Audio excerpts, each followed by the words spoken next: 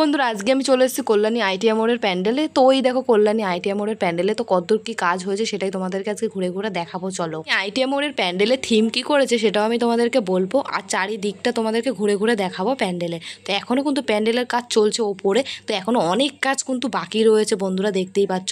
আর এই যে নিচে বাঁশগুলো দেখতে পাচ্ছ, এইগুলো দিয়ে কিন্তু এই গেটটা তৈরি করছে।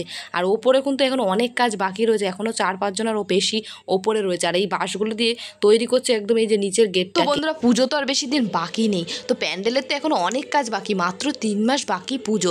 তার ভেতরেও কি প্যান্ডেলটা আদৌ কমপ্লিট হবে? তো একমাত্র দেখে মনে হচ্ছে এখনও 3 মাস বাকি। তো এই 3 মাসের মধ্যে এতটা কাজ কি করে কমপ্লিট করতে পারবে? তো খুব সুন্দর লাগছে। আর এখানে দেখো ঘাসে কিন্তু ভরে গেছে, আর কদিন পরে কিন্তু এই ঘাসগুলো ঘাস থাকবে না। যখন পুজো আসছে সামনে, পুজো যখন চলে আসবে তখন কিন্তু এই জায়গাগুলো আরও পরিষ্কার হয়ে যাবে, এখান থেকে কিন্তু অনেক লোকে যাওয়া আসা হবে। তো এইদিকে দেখো ইতিমধ্যে কিন্তু এই কাকুগুলো কাজ আবার শুরু করে দিয়েছে। এই দড়িটা দিয়ে ওই ওপরের কাকুটাকে বেঁধে রেখেছে, তার কারণ উনি অনেক রিস্কে কাজ করছে। তার কারণ প্যান্ডেলটা কিন্তু এখনই আকাশ পুরো ছুঁয়ে গেছে। তো আর কদিন পরে যখন প্যান্ডেলটা আরও উঁচু হবে তখন কিন্তু আরও সুন্দর লাগবে দেখতে। তো ওনারা কত সুন্দরভাবে কাজ করছে আর কত রিস্কে কাজ করছে বলো তো। ওগুলোর কাজ থেকে আমার ভালোও লাগছে কিন্তু ভয়ও লাগছে। আবার এই কাকুগুলোর এত সুন্দর কাজ যে হাজার হাজার লোকের মুখে হাসি ফুটিয়ে দেবে।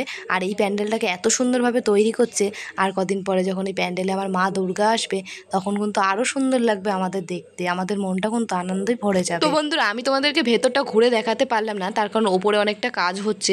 ওখান থেকে যদি একটা বাঁশ আমার গায়ে পড়ে যায় তো একটা বিপদ ঘটে যেতে পারে। তাই কাকুগুলো বললো এই নিচের থেকে সরে যাও, বাইরে থেকে ভিডিও করো।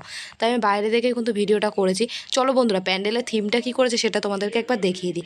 তো প্যান্ডেলের থিমটা করেছে হচ্ছে ব্যাংককের অরুণ মন্দির। তো ব্যাংককের অরুণ মন্দির এই যেরকম তৈরি হবে এই প্যান্ডেলটা, তো দেখার জন্য কিন্তু প্যান্ডেলটা দেখার জন্য কিন্তু এখনই মনটা আমার ছটপট ছটপট করছে। তো আমাদের বাঙালিদের সব থেকে বড় পুজো হচ্ছে দুর্গা পুজো। তো দুর্গা পুজো কিন্তু চলেই এসছে, আর দুর্গা পুজোর সময় যখন প্যান্ডেলটা তৈরি হয়ে যাবে আরও সুন্দর লাগবে দেখতে।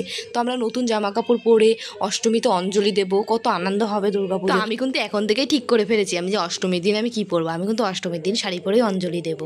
তো বন্ধুরা তোমরা কি পরে অঞ্জলি দেবা, কি সাজবা একটু কমেন্ট করে আমাকে জানিও। তো বন্ধুরা যাই হোক তোমরা